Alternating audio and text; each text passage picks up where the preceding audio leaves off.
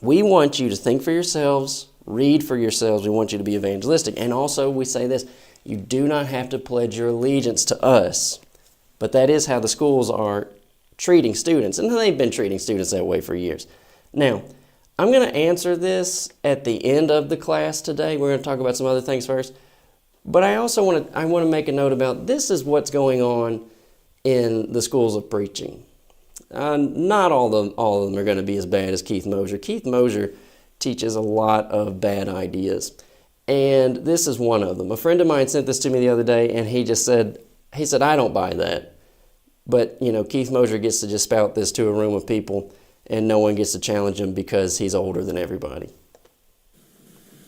Since Judgment Day is the consideration, when men are found deficient on that day, what happens to them? They no longer exist in God's realm.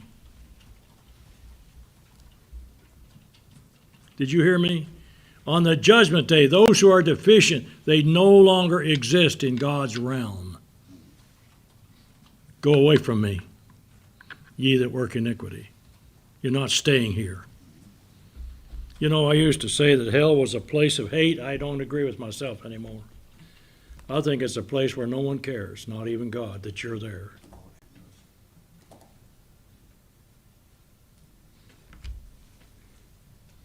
Now, a friend of mine sends that to me. Obviously, he's a Christian. And so he sends that to me, and he says, I don't buy that. Yeah, I don't either. And I don't understand what you get out of a room full of Christian men trying to sell to these Christian men that God is always so hard. Matthew chapter 25. Like his idea got any better. He said, I used to think that God hated everybody in hell. And then he said, now I just think that God doesn't even care that you're there. This is, incorrect thinking in Matthew 25:24. Look what the man said.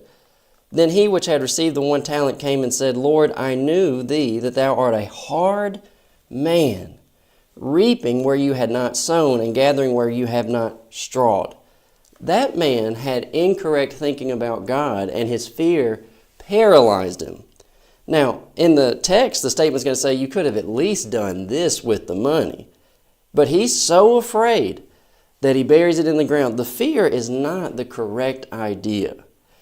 But you have Keith Mosher teaching a room full of people, room full of preaching students, that God doesn't care where you end up. And it's like all this talk about God hating you. God doesn't care where you spend eternity. And here's the second point about that. Not only do I disagree with that, and I'm going to use the Old Testament text today to show why I disagree, but then the next point is this. This is classic preaching school behavior. Now, when I say classic, I just have to say it may have, and it wasn't too much, because like I said, in the 70s, Thomas Warren, while he is at the 73 Herald of Truth meeting, he goes right down to Lubbock and he shares the pulpit with all those Herald of Truth people. There were some people who were trying to be consistent on fellowship in the 70s, 80s, and the 90s a little bit. But here's my thing. He talks so big and so tough to these, what are they going to do? Any student that challenges him, I can't tell you how many times Keith Mosher told me, you're about to be kicked out of school. Told Micah, you're about to be kicked out of school. None of these men can challenge him because and he said the same thing to Drew Leonard. He sent Drew to B.J. Clark's office and says, go get B.J., you're about to be out of here. No one can challenge him. This is not thinking. This isn't study. This is straight up indoctrination of his bad opinions. And here's my thing about the big and bad. Why does Keith Mosher not say things publicly about Pepperdine speakers coming to Freed-Hardeman? Why is he not saying things openly? Now, when the Freed-Hardeman nude art stuff was buzzing, Tim Kidwell wrote an article, and there was like 100 comments on Tim Kidwell's article, and buried deep down in the weeds with Keith Mosher saying, good job, Tim Kidwell. If that's not his name, he's out in Branson, Missouri. His name is Kidwell. He doesn't say anything. Billy Bland doesn't say anything. Dan Cates doesn't say anything. It's like you guys are operating as one of the biggest schools that we have, and you're always silent. We still don't know why B.J. Clark wasn't on the Freed-Hardeman lectures back in February. Was he sick? Could he just not make it? Or did he basically have a backroom conversation with Freed Hardeman and say, hey, last year you guys had me speaking with 4 Pepperdine speakers, and this year you're going to have me on with 3?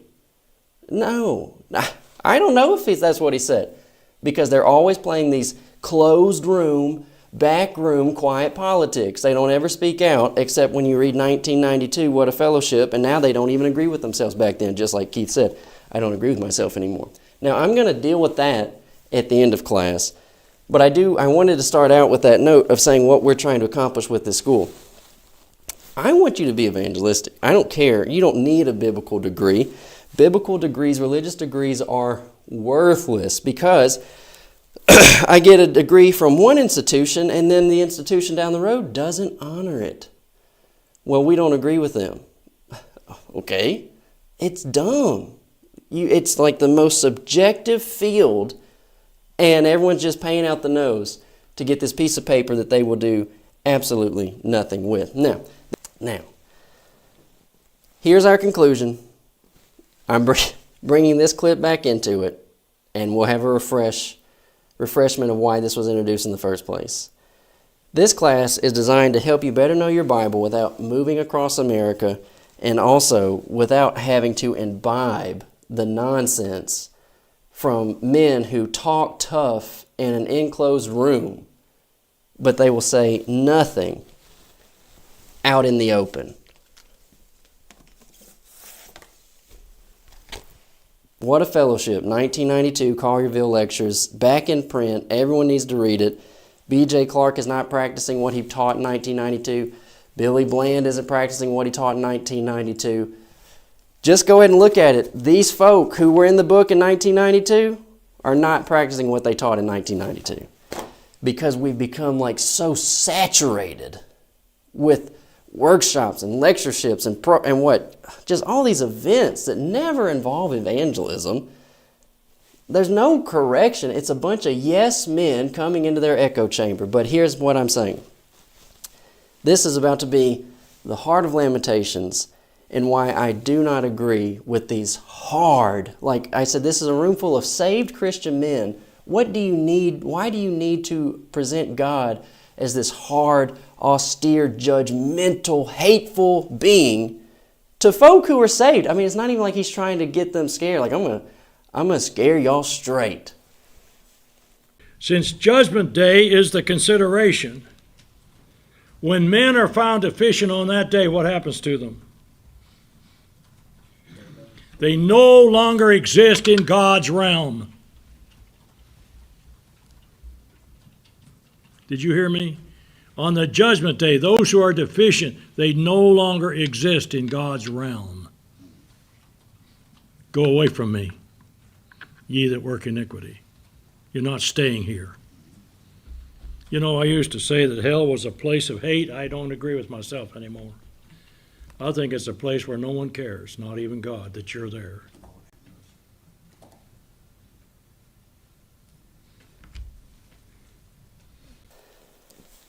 Why tell a room of saved people? I used to think that hell was a place where God hates everybody. And he said, but now I just think it's a place where a collection of people God doesn't care about. So when you read Lamentations 1:16, I asked the question, are these Jeremiah's feelings alone? Is this just Jeremiah speaking for himself? Does God hate all these people inside the siege of Jerusalem? Does he hate the Babylonians? Does he not care about the people inside of the siege of Jerusalem? Does he not care about the Babylonians? Is this just Jeremiah feeling as a man? For these things I weep. My eye runneth down with water, because the comforter that should relieve my soul is far from me. My children are desolate, because the enemy prevailed. Is it just Jeremiah weeping, and then God says, well, you know, I'm loving every minute of this. Well, I don't know what's wrong with you. Here's Lamentations 1:20. Behold, O Lord, I am in distress. My bowels are troubled. My heart is turned within me. For I have grievously rebelled. Abroad the sword bereaveth. At home there is as death. Is Jeremiah in distress? And only Jeremiah's bowels are troubled, and only Jeremiah's heart is turned within him? We already know, because we read Jeremiah, that God feels the way Jeremiah feels. Their Redeemer strong, the Lord of hosts is his name. He shall thoroughly plead their cause. How is he pleading for people he doesn't care about?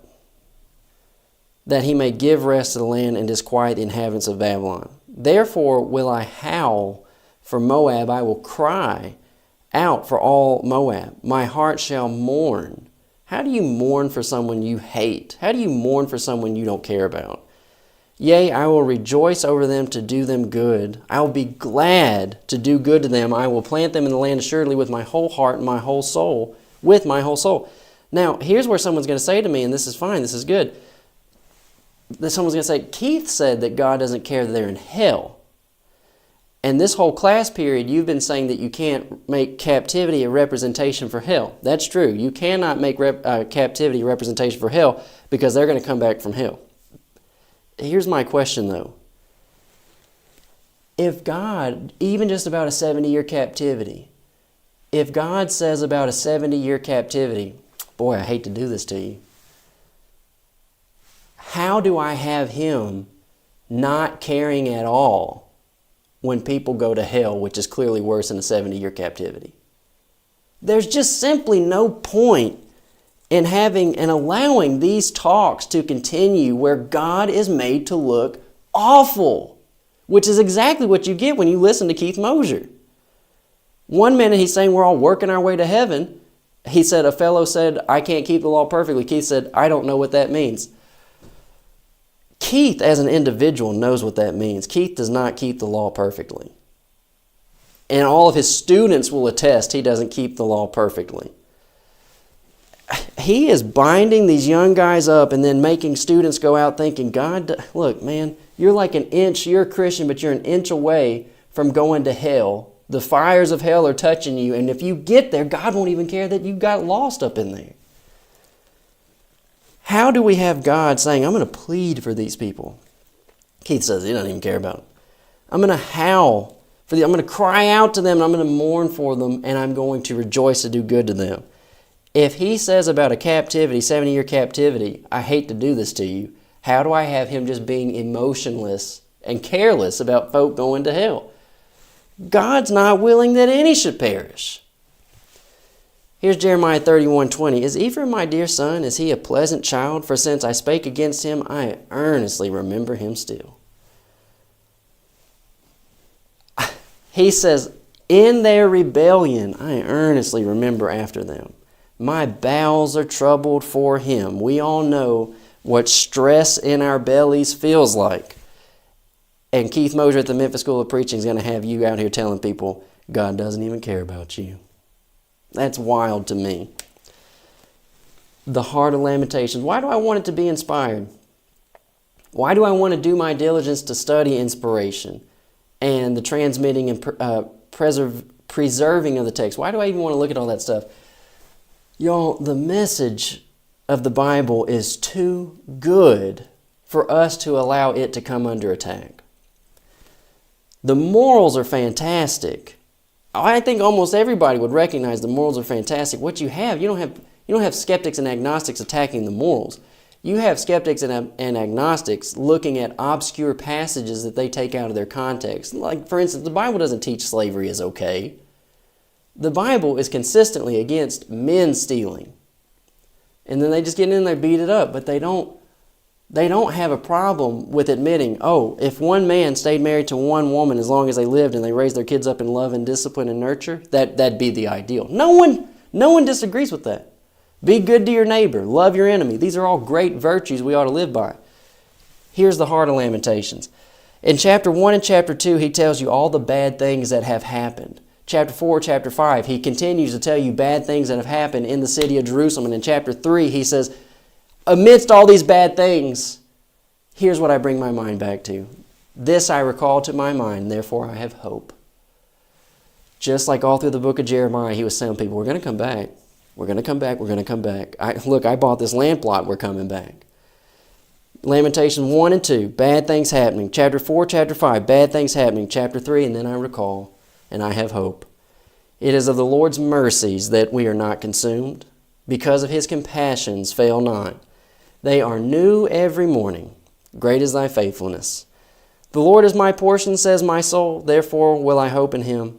The Lord is good unto them that wait for him, to the soul that seeketh him. It is good that a man should both hope and quietly wait for the salvation of the Lord. You know, just because it's nothing to us doesn't mean that it was not ever present in their thinking.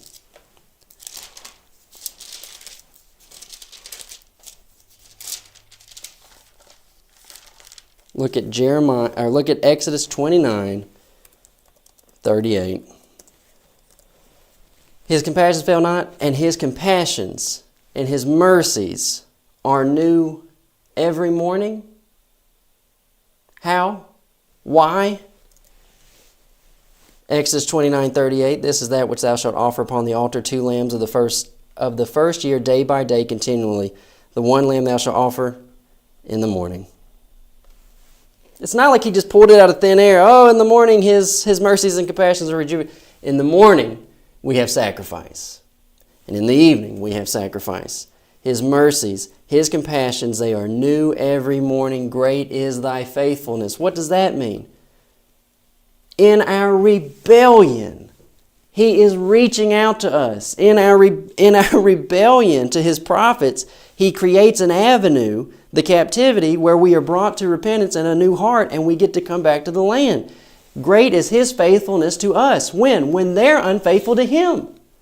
That's what I said earlier out of Romans 8:3. What's the weakness of the law? Man. What's the power of the gospel? God. And we're never thinking about how powerful the gospel is. We're never thinking about how powerful God is. We're always thinking about how weak we are. And we're always thinking about our faithfulness rather than Jeremiah said, great is his faithfulness. Look, all these blue passages. He very well, like I said, Exodus 29:38 and 39, new every morning, that's in Jeremiah's mind. Psalm 30, verse 5, Psalm 16:5, Micah 7:7, and Isaiah 33:2. These would all be things in his mind, in a Jew's mind. And I'm telling you, we look at our New Testament and we recognize Pharisees and Sadducees are hard people, no doubt. Zechariah and Elizabeth, I don't think that those were hard people. I think that those were people who knew the Old Testament text. They had faith and trust in God, and they believed he was good. And everybody is taking great comfort, and then when the Messiah arrives, everyone starts saying, like everyone, Simeon and Anna, God has allowed us to live to see this day. They're all feeling really good about God. Why? Because his mercies and compassions, they are new every morning, and he loves forever. That is the heart of Lamentations. Right there, chapter 3, 21 through 26, 32 to 36, but though he cause grief, yet will he have compassion according to the multitudes of his mercies. For he doth not afflict willingly, nor grieve the children of men, to crush under his feet all the prisoners of the earth, to turn aside the right of a man before the face of the Most High, to subvert a man of his cause. The Lord approves not. He said he's not just doing this to us randomly to get his kicks. He's doing this so that we will become a new people of a new heart. And he's going to have mercy on us. He cries out in chapter 3, 56 and 58, Thou hast heard my voice, hide not thine ear at my breathing, at my cry. Thou drawest near in the day that I called upon thee. Thou saidst, Fear not. O Lord, thou hast pleaded the cause of my soul. Thou hast redeemed my life. In the midst of a national siege, God hears Jeremiah. God draws nigh to Jeremiah and tells him, don't fear. And he's pleading the cause, and he is paying for the people. Who? The people who rebelled. He said, now I'm going to pay to get y'all out. All this, I call it the heart of Lamentations, and I just say it is the heart of the Old Testament. God's goodness, his love, his mercy, Exodus 34, 6 and 7. All of that gets encapsulated in Jesus of Nazareth. Jesus was here to accomplish the Father's will. We obviously, when we read the Old Testament, we don't have a comprehension of Jesus of Nazareth. but we're seeing the Father interacting with the people. So when Jesus comes and he's doing the Father's will, what was the Father's will? All that the Father gives me shall come to me, and him that cometh to me I will no wise cast out. For I am come down from heaven not to do my own will, but the will of him that sent me. And this is the Father's will, which has sent me, that all of which he has given me I should lose nothing, but should raise it up again at the last day. Why do I need to have a room full of saved people and try to scare them to death that God is so awful when Jesus said, I'm not here to do my will, I'm here to do the Father's will. What's the Father's will? To gather these people together and preserve them. Jesus came to save, not condemn. If your message basically always ends up with, quote, a Christian going to hell and trying to scare saved folks straight, Romans 2:4, the goodness of God brings us to repentance. You have a problem in your thinking and your teaching if it always shakes out to trying to scare folk to death. Jeremiah told the people, if you surrender, it's okay, it'll be okay. He's not scaring them to death. If you surrender, it'll be okay. And if you surrender and you go for 70 years, we're coming back. Fantastic. Fantastic message. And he gets to the heart of their problem. You guys were disloyal to God. That's why we're all about to go to captivity. It's right there in your Old Testament text. The problem for a lot of Christians is they just refuse to read their Old Testament text in its context. The prophets are tied in to the Kings and the Chronicles, and when you see the Kings and the Chronicles, you see God having mercy on these imperfect people, sometimes making a mess and sometimes doing their best. 276-806-3641, calebgrobertson@gmail.com. Email me, get on the informer list. Let your friends know about What Does the Bible Say on YouTube. Help us help you, help other people. That's what we're really trying to do, and I hope this class was helpful for you today. God bless you. Keep asking, what does the Bible say?